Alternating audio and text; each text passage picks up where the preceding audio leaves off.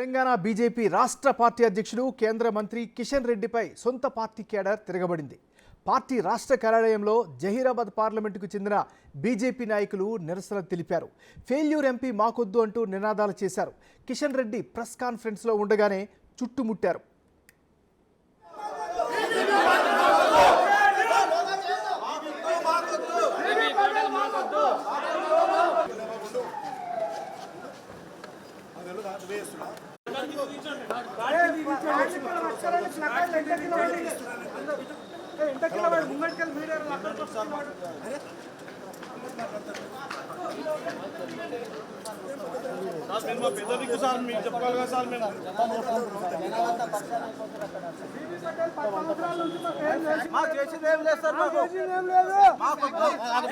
Play card दीजिए बाबू, play card दीजिए बाबू, play card दीजिए, प्ले कार्ड दीजिए, प्ले कार्ड कितना बैठ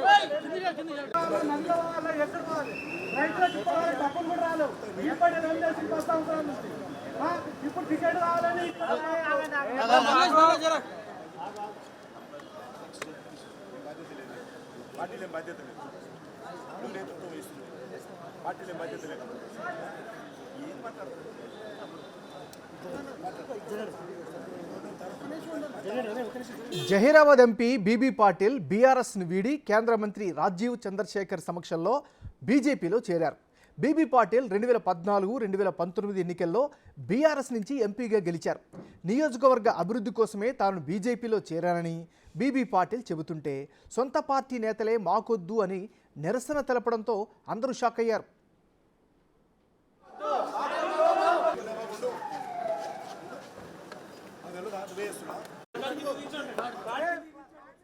ఇక ఇదే అంశానికి సంబంధించి మరింత తాజా సమాచారాన్ని మా రిపోర్టర్ వెంకట్ అందిస్తారు. వెంకట్, చెప్పండి, మీ దగ్గర ఉన్న అప్డేట్స్ ఏంటి? ఏమైనా బీజేపీలో గత అసెంబ్లీ ఎన్నికల్లో జరిగిన తంతే మళ్ళీ పార్లమెంట్ ఎన్నికల్లో కొనసాగుతుంది అనేది స్పష్టంగా మనకు అర్థమవుతుంది. గత అసెంబ్లీ ఎన్నికల్లో కూడా కొత్త నేతలు, పార్టీలోకి వచ్చిన కొత్త నేతలకు అసెంబ్లీ టికెట్ ఇచ్చారు, అమ్ముకున్నారంటూ కూడా పెద్ద ఎత్తున రాష్ట్ర కార్యాలయం ముందు నిరసన తెలిపారు. అట్లనే పెట్రోల్ కొని ఆత్మహత్యను కూడా పాల్పడినటువంటి సందర్భాలు గత అసెంబ్లీ ఎన్నికల్లో చూసినాం. ఇప్పుడు సేమ్ రిపీట్ అవుతుంది. పార్లమెంట్ ఎన్నికలకు ముందు కూడా కొత్త వారిని వివిధ పార్టీల నుంచి బీజేపీ చేర్చుకున్న నేతల పైన అసంతృప్తి వ్యక్తం చేస్తున్నటువంటి సిచ్యువేషన్ పెరుగుతుంది. తాజాగా Zaheerabad MP BRS sitting MP బీజేపీలో చేరారు. దాంతో పాటు Nagar Kurnool BRS MP sitting MP Ramulu, ఈ ఇద్దరు కూడా బీజేపీలో చేరారు. ఆయా స్థానాలు, 2 స్థానాలు కూడా వారికి కేటాయిస్తామని ఇప్పటికే అధిష్టానం ఒక తీర్మానానికి వచ్చినట్టు కూడా తెలుస్తుంది. ఈ నాగర్ కర్నూల్ జహీరాబాద్ కు సంబంధించిన నేతలు పెద్ద ఎత్తున ఇవాళ రాష్ట్ర కార్యాలయానికి వచ్చారు. మీడియా సమావేశంలో కిషన్ రెడ్డి ఉన్నారు. మీడియా సమావేశంలో ఉండగానే కిషన్ రెడ్డిని చుట్టుముట్టి నిరసన తెలిపినటువంటి పరిస్థితి ఉంది. ఇది రాష్ట్ర కార్యాలయంలో మొదటిసారి కిషన్ రెడ్డిని ఒక రాష్ట్ర అధ్యక్షుని చుట్టుముట్టి నిరసన తెలపడం ఇది మొదటిసారి అని చెప్పుకోవచ్చు. జహీరాబాద్ నేతలు పెద్ద సంఖ్యలో వచ్చి నిరసన తెలిపారు. మాకు బీబీ పాటిల్ వద్దు, ఫెయిల్యూర్ ఎంపీ అతను 10 సంవత్సరాలు పరిపాలించి ఒక్క పని కూడా చేయలేదు, చాలా నియోజకవర్గాలు వెనుకబడి ఉన్నాయి, ₹1 నిధులు కూడా కేటాయించలేదంటూ కూడా ఆయన మీద తీవ్రమైన విమర్శలు చేస్తున్నటువంటి సందర్భం ఉంది. సర్వేలు చేయండి, ఎవరు మంచి నాయకుడు, ప్రజాభిప్రాయ సేకరణ చేయండి, పాటిస్తే అభిప్రాయ సేకరణ తీసుకోండి. ఎవరు తీసుకోకుండా 10 ఏళ్ళు బీఆర్ఎస్ లో ఉండి టీఆర్ఎస్ పార్టీ ఇప్పుడు ఓడిపోయిందని ఆ పార్టీ నుంచి ఇప్పుడు బీజేపీలోకి వస్తే ఆయనకు టికెట్ ఎట్లా ఇస్తారు, ఇక్కడ ఉన్న వాళ్ళంతా ఏం కావాలి అంటూ కూడా పార్టీ శ్రేణులు కిషన్ రెడ్డిని క్వశ్చన్ చేస్తున్నటువంటి వెంకట్, నేరుగా పార్టీ కార్యాలయంలో నేరుగా కిషన్ రెడ్డిని ఈ విధంగా ప్రశ్నించడాన్ని ఏ విధంగా అర్థం చేసుకోవాలి? ఒక రకంగా ఇది ఒక రకంగా హాట్ టాపిక్ అని చెప్పుకోవచ్చా లేదా? ఖచ్చితంగా చెప్పుకోవచ్చు. ఎందుకంటే పార్టీ గత అసెంబ్లీ ఎన్నికల్లో కూడా తీవ్ర పరిణామాలను ఎదురు చూసింది.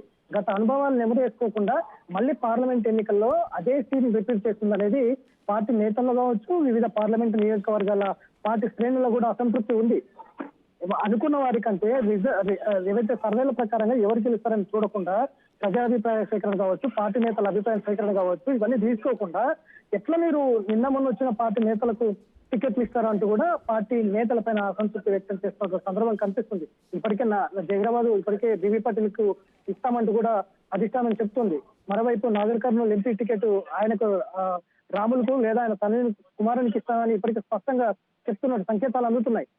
ఇట్లాంటి నేపథ్యంలో ఎవరైతే కొత్తగా వచ్చిన వారికి టికెట్లు ఇవ్వాలి, బలమైన నేతలను చూడాలి, పక్క పార్టీలో బీఆర్ఎస్ కావచ్చు కాంగ్రెస్ పార్టీ నేతలు ఎదుర్కోవాలంటే బలమైన నేతలు కావాలి పార్టీకి.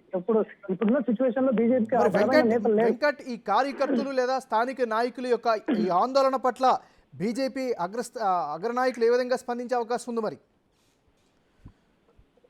వాస్తవానికి జహీరాబాద్ టికెట్ సంబంధించి చాలా మంది సీనియర్లు ఆశిస్తున్నప్పటికీ, పార్టీ ముందు నుంచి కూడా జెండా మోస్తున్నటువంటి నేతలు ఉన్నప్పటికీ బీబీ పాటిల్కి ఇవ్వాలని అనుకుంటున్నారు.